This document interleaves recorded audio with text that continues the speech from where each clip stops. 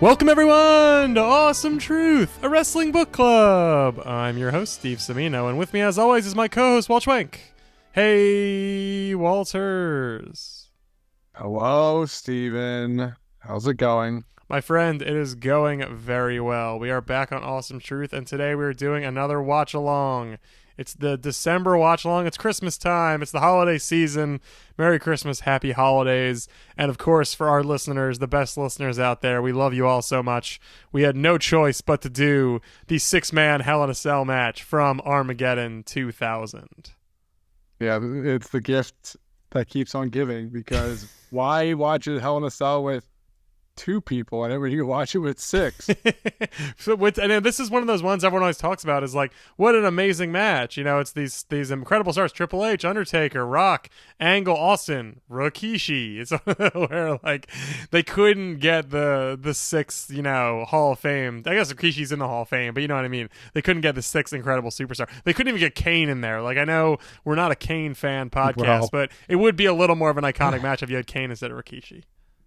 I think that's truly the gift that WWE gave us on this day, was not putting Kane in this. You also know who's taking the big bump, because I think that was one of the things before the matches. Who's taking the big bump? They sort of establish a precedent now. Michaels, Mankind, who's it going to be? And of course, it's the worst guy in the match, undeniably. So. But anyway, Let's go. We'll talk all about it. This is a long one. We're skipping all the intros, so if you have Peacock, skip the intros. Well, there's one intro we're going to get to, of course, because this is the best intro. But skip most of the intros and go to 02, 07, 48 on Armageddon 2000, and we're going to hit play, and we're going to watch this big old dumb six-man Hell in a Cell match. Are you ready, Walt? I'm ready. All right, here we go. 3, 2, 1. Play. And there should be no interruption with ads. Well, I think we're going to actually make it through this one clean. Wow, yeah. So if you're watching on the premium service and not fake YouTube. Here comes Stone Cold. Big knee braces on. StoneCold.com. Apparently their thing they were doing in the 2000 was promoting wrestlers' personal websites, because when Taker comes out, they say Undertaker.com. And when, he's going after Angle. And when Austin comes out, StoneCold.com. So .coms were a big deal in the year 2000, unsurprisingly. I hear there was a boom in the .coms. I wonder what was on those terrible websites. I can only imagine. Right, yeah. GeoCities. All right, so let's go run down it. So we got regular, like standard Austin, standard Rock, standard H. And then we got American Badass Taker. And we have, I think, heel Rikishi, right? Well, Rikishi, I think, was in this main event scene because he ran over Austin. Yes, that was he was sort of and that was one of those big whodunit angles that they just made a Rikishi and no one cared, and they just tried to run with it for a little bit, right? Could explain why there's a bunch of cars. Yes, there are a lot of cars at the entrance as like part of the set. And I think because Armageddon implies like I think they're like broken cars. So I think the idea is like Armageddon has happened and these cars are broken. Post-apocalyptic WWE. Yes, I believe so. They're still fighting in cages, but... Oh, and of course we got Kurt Angle, who is the champ in this match, and who came out third, which is very, very odd. Couldn't come out, last or second to last. But he's hair Kurt Angle at this point. Hair with bald Kurt Angle. Bald Kurt Angle is peak Kurt Angle, but hair Kurt Angle is pretty good. It's funny, too, just like a reminder that this guy won the title in an era with all four of these other guys. And he debuted in 98, right? Like, he really recently. So 2 years in, he's the champion already, which says so much about how much they liked Kurt. Yeah, I'm not saying that as a criticism. No, it's the fact wild that all the people in the ring right now don't have the title, and he does. Yeah. And, it's pretty crazy, and it really shows. And this isn't even like, I would say Angle's mic skills at this point are burgeoning, but he's not the stick man he would come to be. So there's a lot of room for Angle growth even. So this was before two-man power trip, though, was it? You're the history buff. I don't even know. I think it is. Austin came out to a big pop, so. Well, let's heel Austin, and that was what, WrestleMania 17, which was the next year. Well, this is let's put this in place. So this is the next match. The next pay-per-view is the 2001 Royal Rumble, which is who wins the 2001 Royal Rumble? I think it's Austin. Yes, and then it goes to X7, which is Austin heel turn, right? Yeah, so then the power trip is after that at Yes. some Okay. point. So yeah. So this is still face Austin, and it's sort of. It's. I would say this is sort of still status quo Attitude Era, right? Oh yeah. Like these I mean, guys this are all is just fighting each other a bunch. quintessential Like Attitude Era. Taker's gone from is now like playing a realistic type character. So that's how you know you're deep in it. We'd have to really revisit the Ruthless Aggression era doc series to remember exactly when Attitude Era ended. I don't know we have to, but it's a good reference point Yeah. for sure. If we ever need a Yeah. refresher, we can just sit through all 6 episodes again, right? Right. Exactly. So yeah, this is a 6-man Hell in a Cell, which I don't think they ever did ever again, for probably good reason. They've done tag match Hell in a Cell. So I think Yeah. with like New Day and Usos. I'm sure that's not the last and only time, but never a multi-man one like this. Like this Well, is just. I think this is one of those extravaganza matches that is. It's a big deal just because of the star power involved. But it's just. You don't need. This is not what Hell in a Cell should be. This is just. It's such a cluster. well, shortly there after this, they invent a limb chain, which of course is a little bit more structured version of this. Whereas, Yes. Because This looks like it should be War Games, but there's no time limit. There's no staggered entrances, teams. It's just 6 guys fucking around for 30 minutes. So. Also, like, what does the rest of this card look like? Because let's they literally do. have their entire main event scene in one match. That's a great question. This was in Birmingham, Alabama, so Conrad Thompson was probably there. 48,000 fans.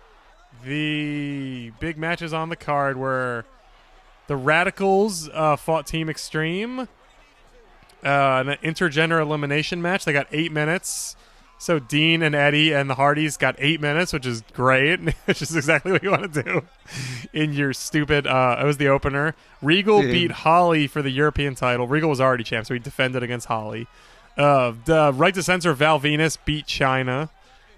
Jericho beat Kane in a last man standing match. Hey. So there's the other 2 guys who could have been in this match, Remember that time you asked, was this Attitude Error? And then you just said Val Venus versus China? Right to Censor is that such question. but Val Venus being like, I'm not a porn star anymore. I'm a guy in a suit. Like, it's just, I guess it probably got heat, but it's just, I don't know if it was the good kind of heat. I mean, just the fact that China is still fighting intergender matches, like, that was peak Attitude Era too. Like, that's a symptom of Attitude Era's China's involvement in very much in so. ring. Yeah. Oh, what's also on this, which is crazy. So there's a 4-way tag team match. Edge and Christian, Dudley Boys. All right, doing pretty great. 2 of the greats. Bull Buchanan and the Good Father. Okay, also very Good Father, which is the exact parallel of Val Venus right to censor. No. They turned both their horny characters into do-gooders. Like, it's so ridiculous. Literally did it with both. Okay, and then the 4th tag team is Road Dogg, of course, and then K-Quick. So R-Truth is on this card 13 years ago. God, I forgot about K-Quick. No, sorry, 23 years ago. 13. 23 years ago. Yeah. R-Truth is on this card. That's insane. Yeah, R-Truth was like reported to be 40 13 years ago. It is still wrestling. He was in a 4-way tag match with like I don't even want to know why K-Quick and Road Dogg were friends. I really would rather not know that. Yeah, I don't. If you don't know too, I was waiting for you to maybe pop in have- with some history. But if you don't I even don't have have it, an opinion. Sorry, dinner time. That's all right. Or time to order dinner, I should say. Oh, also, Yeah. and there was Benoit beat Billy Gunn for the IC title. So there wasn't Kane versus Jericho? No, there was Kane versus Jericho. I said that. Oh, did you? There Sorry. was Last Man Standing. Yeah. Okay. You were so focused that's on where Val Kane- Venus versus China, you couldn't even hear me talk about Kane versus Jericho.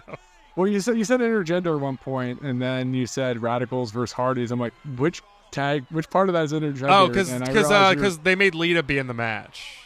Oh, okay. Oh, Yeah, sorry, I didn't go into detail. It was Dean, Eddie, and Perry versus the Hardys and Lita.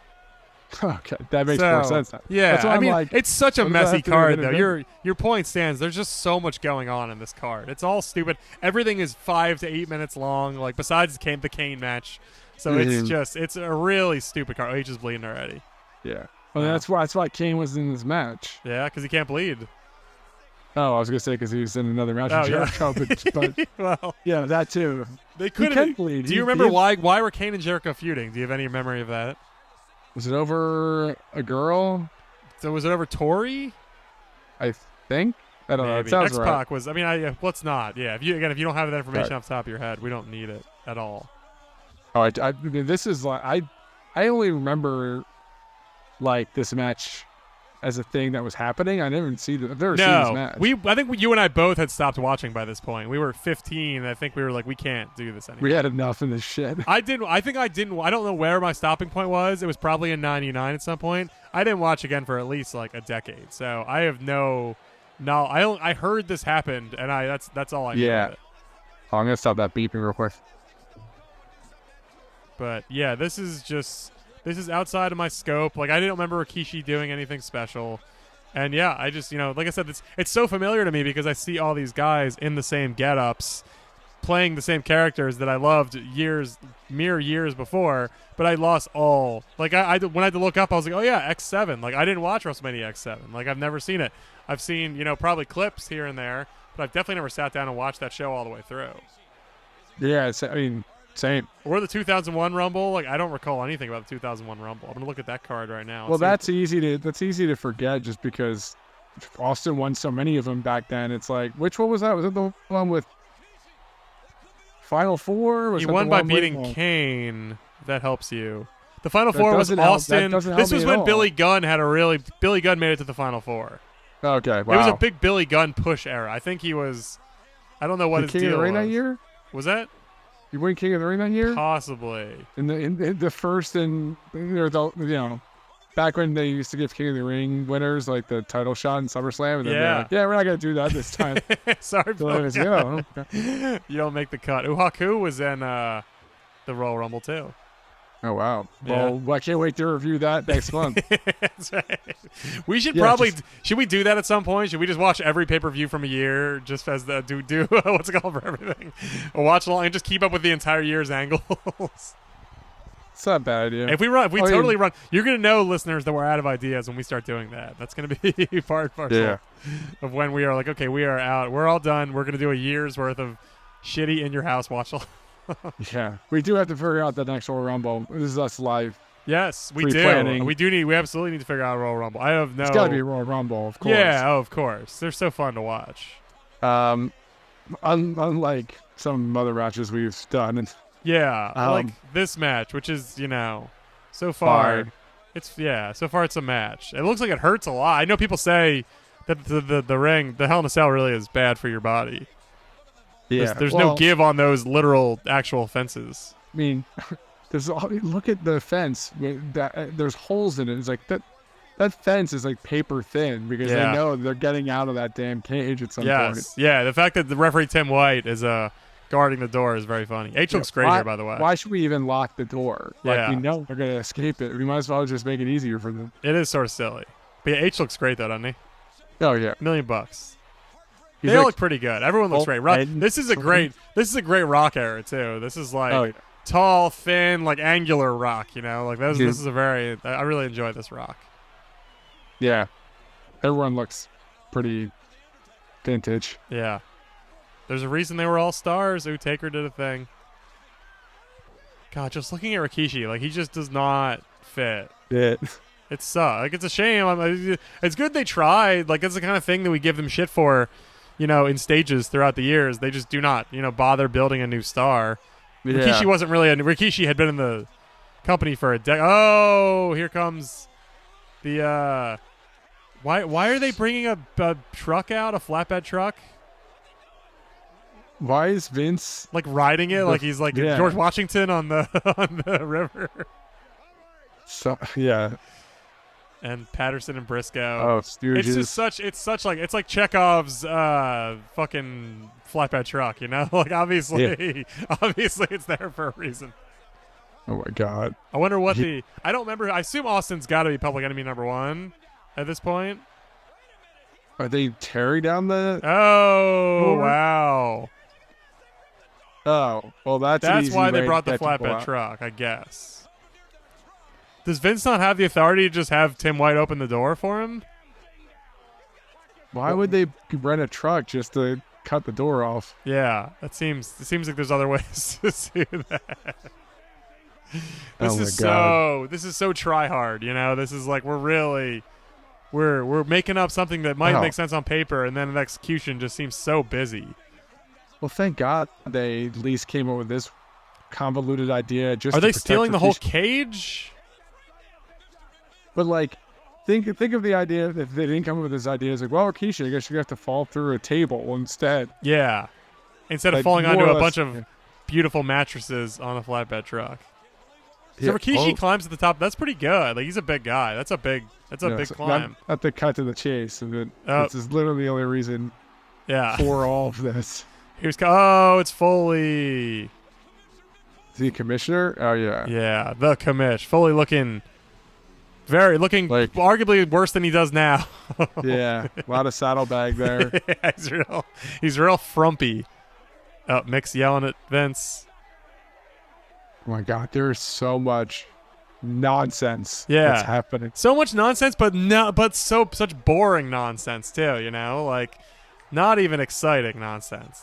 Foley punching old man, Vince making a great Vince face. Wow. Foley, oh, Vince has got his cane. Oh, the sheriffs are taking Vince away. I guess it is Alabama. So maybe this is like is part of the angle. Maybe that's why Vince had to pull the things out. Maybe Vince is not in charge anymore. I presume Foley is in charge. He says, I own the damn place. He's literally saying, I own the place. Yeah, but I guess maybe it's one of those angles where like Vince is still the owner, but his power is superseded in the squared circle by someone else. Yeah, because I think Ric Flair had that same shtick. Rick could somehow, in certain scenarios, Rick outranked Vince, right? Yeah, what is the kayfabe like lineage of ownership of WWE? That's pretty good. I don't know. I'm sure someone has done some sort of internet post about it, and I imagine it's really long and really exhausting. Yeah. I'm sure someone has. Like, there's a Reddit thread that contains that answer. Yeah, and it's so complex. And this is, you know, when you're getting into commissioners and owners and all that stuff, again, they're just really busying it up for no real gain. Oh, here's why the cars are here, so yeah, they can fight on. I feel like in the Attitude Era, there was like several broken down car sets. Over the Edge, specifically, there was definitely a video game with a set like this too, right? I'm sure there was. Yeah. Oh, camera. That looked like it hurt. Jesus. Oh God. They broke that camera too. Yeah. You know, that's not cheap back then. No. Man, they're just, you know, now they're just having a brawl. They've been having a brawl. This has been the match for. Yeah. There's nothing. None of the you don't even need a Foley. Obviously, there's been good Hell in a Cells that don't involve a crazy man being thrown from the top, but it's just. There also shouldn't be. Shades of Jungle Boy. Oh, and Goldberg. No. But there was no one. I remember hearing about this back in the day. I mean, like, there's no one in this match that's going to do anything interesting, you know? Because that was the Hell in a Cell hook for so long. Obviously, is interesting things happening, and there's just no one who was going to do that. H played it. Good for H. Like, that's important. But I think of the camera footage of H getting hit and kicking the. Wow. But now Hell in a Cell has become, you know, grudge match, I guess. You know, like when Ambrose and Rollins and the Fiend and Rollins and the women matches, like they're just it's not about spots anymore so much. It's about like just having like a quote unquote brutal match in a cage. Right. That's how it should be. I mean, sadly, that first Hell in a Cell was so damn good. But it really did kind of just like check so many boxes, like of the evolution that match should have gone through over the course of many years. Because the whole point of the Hell in a Cell was to keep them in the cage. They escape the cage. They fall off. They climb to the top of the cage. They fall off the cage. And that could have been like years of like, it's like in the first ladder match if they did like ladder complexes and crazy like TLC Yeah, spots. if you mean they started at 100, right? That's the problem. They started so high, and then the next one went 10 times higher in Danger, and then everything after that has just been less than 10 times higher in Danger, but only and in spectacle, but not in terms of actual match goodness. You know, it became it was like a freak show. It was an attraction, to use a wrestling term, but it wasn't a match anymore. It was a man being. It was like torture porn, kind of. Like, it was entertaining as hell, but it just was like Michaels Taker is a genuinely great match. Yeah, they have a full match, and then they have a series of cool spots. Yeah. And then Kane debuts, which is debatably, which is iconic. As talks about in the archives, awesometruth.libsyn.com. That's got to be Kane. Oh, Rock's bleeding too. Wow, that's rare. You don't see Rock bleed very much. Austin's bleeding. I guess you're right. Okay, this is not even a Hell in a Cell match anymore. Yeah, this is. They're gonna climb to the top, and just so someone can fall off, and it's gonna be stupid. The least important person in this match. It's not bad. Like, they're all very qualified performers, you know. But that looked like a hurt ankle. It's an interesting era for WWE too, because on this card, like we said, like, there's Chris Benoit, there's Chris Jericho, there's Malenko and Eddie, like, there's Regal, there's a lot of workers. All of a sudden, they have these big stars, and also they're signing all the WCW workers basically. So there's actually we're about to hit an era of and pretty incredible, ruthless aggression era work rate guys. Yes. But then at the same time you have this big match, all this spectacle in the main event, but not even like necessarily good spectacle. Not that this is indicative of the trouble. Like, they're about to go to X7. Like, they're still riding high, but it's just a weird mixing of eras at this point. And you can feel the baton being passed with all this too. Like, Austin's not there much longer. Yeah. Rock's not even there much longer. Angle's like full time, not right? There much longer. Yeah. Yeah. I mean, H is there for his entire life. Well, H is not only there; he gets twice as big. Yes. Oh, Jesus. Oh gosh. I'm not sure what Rikishi does after this, to be honest. Yeah, I don't think very much. I think this is open and close sort of. Yeah. For Rikishi. Oh well. Well, he had a nice moment here, I guess. Yeah, like I said, he made the Hall of Fame, right?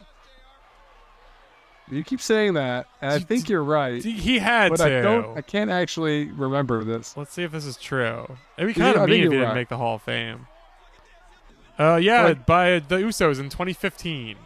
Yeah. So, long-time Hall of Famer now.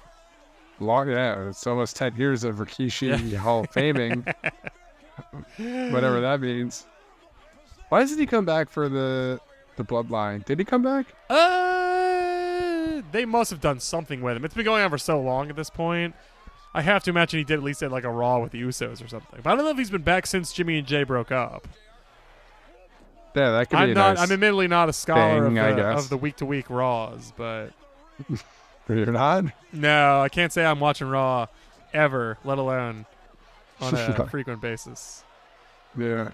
There's a time where I would say that would destroy our credibility as wrestling podcast hosts, but we definitely when we started this show, we definitely like quietly, or maybe we might have even talked about it. We're like, we shouldn't tell our listeners that we don't watch the product because they might judge us. But now I judge them if you watch the product. Sorry if you're listening to the show and you watch, at least if you watch every week. That's just a lot. You don't have to do that. It's a lot of hours that. No one's asking you to do that. Neither one of us has. No, absolutely not. I have a child. I'm not watching Raw. Yeah, right. It's more of a commitment, some would say, keeping up with WWE programming. If you gave me a choice, commit to, like, if they're like, okay, you don't have, like, your son, you can hire a babysitter, but you have to watch Raw, like a free babysitter, but they only come on Mondays and Fridays, and that has to be only during the hours of Raw and SmackDown. I think I'd say, I don't really want this babysitter. I'm good. Yeah, right. I'll just look at my son for a little while.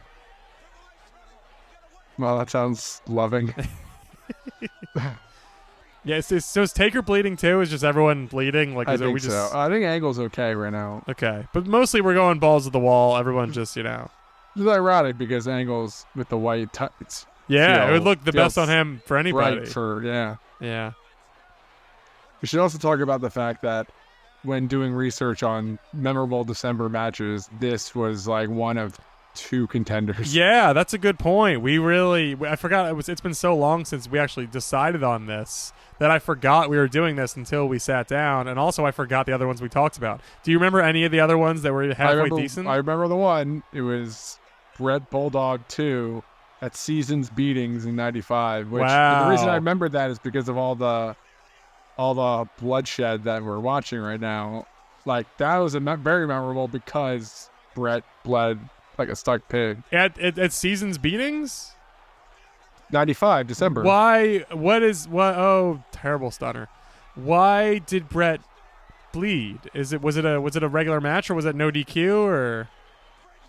I think it was just a regular match. It might have been no DQ, but it wasn't like. Yeah, because Brett Bulldog is not who I think of having like that sort of match, Yeah, I think he bled from a hard way hit. Oh, okay. And he was in the like hot pink Bret Hart shit. So like, is Brett world champ at that point? He had just been now you're asking me about wrestling that I remember like the back of my hand. I don't think I've ever seen Seasons Beatings. I barely remembered that as a thing. That was the. Let's look up the Seasons Beatings card. Did you get Seasons Beatings as a kid? Do you remember this at your house? No, I didn't watch this live, but I did get the VHS tapes from what's it called? Video Stop? Sunset. Yeah, Sun Coast. Coast of the Sun. I can't remember it.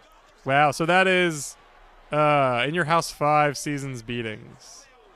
Oh, I could tell you some of these matches. It was Goldust versus either not I was gonna say Rikishi, but it wasn't Rikishi, it was Fatu. It was Goldust versus Bam Bam or Goldust versus Marty Jannetty? No, Goldust versus Duke the Dumpster in a dark match. Oof, okay. So maybe my memory is slipping my old age, but I do remember there was a tag match Godwin versus there was a hog pen match. Hog pen match, yes. Which with who did Henry face? H, yeah.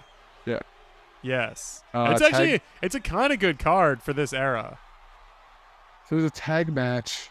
Was it Guns versus No, the Guns are in a dark match. But they were the champion back then, right? Unclear. There's only one title match on the card, and it's the Brett Bulldog. Everything else is just a match. Was it Sid and 1-2-3 Kid versus someone? Yeah, versus Razor and Savio? No, Savio's in the dark. No. Savio's in the opening dark match against Bob Backlund. Oh, God. It's Razor and Marty.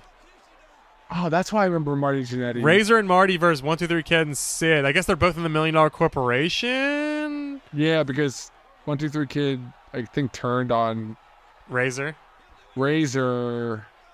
at some point. And Marty's involved they were trying to get Marty something to do, I guess. I guess he wasn't a miserable drunk at that point, or he didn't fuck that. Fuck it up at that point. He might have been, but not as vocal and old, at least. They gave them 12 minutes too. That's very long. How did Undertaker get? Sorry, back to this actual match or watch. How did Undertaker get a chair? Unclear. Someone must have thrown it up to him, right? Or he carried it the whole way? I missed it. I did not. I was so busy looking up. Well, I'm so intrigued by this card because the next match, Ahmed Johnson beats Buddy Landell with Dean Douglas in 45 seconds. Why did Buddy Landell get a pay-per-view match in 1995? Oh, God. I don't know. That's so weird. I would never remember that. Yeah, that was his day. It was only pay-per-view match, and he lost Ahmed. And why was Dean Douglas there? I don't really know. So Douglas hurt back then? Maybe he was hurt. Maybe it must have been. Maybe Douglas was supposed to face Ahmed and got hurt. Yeah, that sounds about right. Which is ironic because Ahmed was the one who usually got hurt. Yes. Oh, and Taker beat King Mabel in a casket match. Okay, I should remember that. And Sir Mo was there, of course. Sure. That's a really underrated thing. That it was King Mabel. Speaking of Billy Gunn being King of the Ring, I love when you had to be the king when you won King of the Ring. And then obviously I love that Mo gets to be a sir. Well, a year later, they get away with that when they had Austin win it. Yes, and that ruined it for. And then Booker did. I guess a couple guys brought it back, but infrequently. Did King Booker even win a King of the Ring? He must have. Sorry. Or did Anyway. he beat someone who was already king? Is this it? This is the spot, right? Yeah, here we go. All right, I'll stop asking. Dumb Yeah, questions so here we like go. how the If you're not fucking team watching, got his kingdom. Rikishi, Rikishi and Taker on the top. Everyone's like standing, but I think everyone's just like, all right. And then you can basically see the mattresses on the truck too from the angle they just had. They just look very mattressy. There's a little bit of hay on them, but not very much hay, I would say. Because if you're a construction company going to deconstruct a steel ring, you bring bring hay and you bring mattresses, you know. Or you bring something that looks like that, whatever it's supposed to be. You certainly bring it regardless. Holy shit! He is really high up. This would be a very scary spot. This was a year after fucking Owen dies. Wow, I didn't even think about that. That's a really good. How did this company do this? Taker's talking how to did it get away with it? Okay, that actually is the way Taker did it. It looked safe. I think I would have probably even done that. Taker basically gave him the most friendly, controlled shove of all time. Yeah, but he still could have fucked up. Like, especially a guy that big. Like, if you're Vince, like you said, the Owen thing is a great point. Like, they should not have been throwing people from high perches ever again. Wow, his body just goes completely parallel. Yeah, it's good. It probably didn't even really hurt. Yeah, barely an inconvenience. Yeah. Falling into a thing. Oh, Austin Rock. Here we go. This is what everyone's been waiting for. Yeah, how have these two not had this moment in this match yet? Yeah, well, they built to it well. They're the best slugfests. Oh, so good. Because Austin's and Rock with his like big like open fist punch things that he does. Yeah. His wind ups, and Austin Rock just sells so well for the punches. Rock's little sells were so good. Like, just the way he moves is just fantastic. Yeah. It's just funny now because the last thing I would say about modern Rock in any way is like, man, he moves so gracefully. What a smooth mover that Dwayne "The Rock" Johnson. But back in the day, he really did have it. Yeah. He really does look at $1 million here. Yeah, it's great. great. How tall he is. He's so tall. Yeah, you don't think about it anymore because he's so wide. But yeah, he's so thick now. But like that, yeah, he's like kind of like looks like a normal person here. Yes, he does. Just like a big wrestler, normal guy, Because he's what, like probably 6'2", 6'3"? Yeah. Yeah, he's very big. He's a giant man. But now he's like proportionally giant, and it's hard to even take him seriously as a human, like you said. He doesn't even look like a member of someone I can relate to in any way. Yeah, he's just... Yeah. Oh man. You know what I'm excited to talk about, Walt, on this show? I just saw the first. I somehow have never seen a trailer for it. The Iron Claw. We should tell our fans we will definitely be talking about the Iron Claw at some point in January. Yeah, I guess when it comes out. Very soon. It comes out in mere days, based on when we're recording this. Okay. Yeah. Yeah. I'll be seeing it in theaters with my wife, hopefully, or by myself if she chooses not to go. But right. I think you should take your sweetie to see. I think we should all take your sweeties to see the Iron Claw. It looks great. Yeah. I mean, there's a 20% success rate for people who actually try to take the significant other to this movie, but. It's Efron the bear. Yeah, Efron the bear guy. Holt McElhaney plays Fritz. MJF is apparently cut out of the entire movie, but he's technically in it. But he's like one of the least important Von Erich, so it's probably good that they cut him out. It's hard to tell without seeing the movie. Yeah, but I just mean, like, I could see why if you had to do a chop, it would be Lance Von Erich. Right. I guess we'll never know if MJF is destined for. Yes, that's true. It's a shame. We neglected to talk about the Rock flop. Oh, did he do a good? I didn't even see it. Did he do a good? Yeah, sell? he did a good one. Oh, I didn't even notice that. Ooh, I kind of like that. It was weird because they did a swinging neck breaker otherwise, so it wasn't like H gave Austin a pedigree or anything. Yeah, so unsubstantial that. So yeah, a transition move, and then Angle sneaks up on him. But I mean, that's a transition move neither of them have ever done before and since. Yeah, that's right. Why would they do a swinging neck breaker? Yeah, it's very weird. That was one that was definitely called in the ring because I wonder if I don't think they would knock that out at a time. I do wonder. That is weird. Maybe someone got hurt. I don't know. And they said, let's just go home. Or maybe, honestly, they're probably running out of time because it was old pay-per-view rules, you know? Yeah, like, true. I can see they went long. It's like, let's just end this here. We're good. But still great Angle, you know, heel shit, though. Angle also sticks out so much in the white tights. They must have done that intentionally. Yeah, it does. He looks like a Christmas present. Like he's got like little ornaments on him or something. Yeah. It's stars, but it looks like they're all. It's not even like very Olympic themed. It's just like. It looks like he's a birthday cake. Yeah. But there we go. Kurt Angle wins with the sneaky. Oh, Austin! Good sell on that stunner. And also, oh, nice. I love that trope in wrestling. They play the winner's theme, but if you beat up the winner after the match, they start playing your theme. Yeah, this is like the Hogan must pose. Austin must stun. Get the last wording of the stunner. And like they don't like he can stun it and they don't have to play his music. Like, you know, like he could just get the final, you know, the final laugh. But no, of course they gotta blare it because everyone wants to hear the glass break.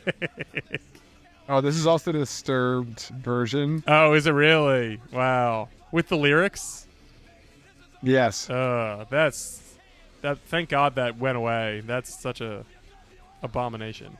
Oh, that's it. Armageddon 2000 is over. I will not be watching Armageddon 2002. Yeah. Well, the thumbnail for it. Like, why could this possibly be? I would say that match is properly rated as not very good.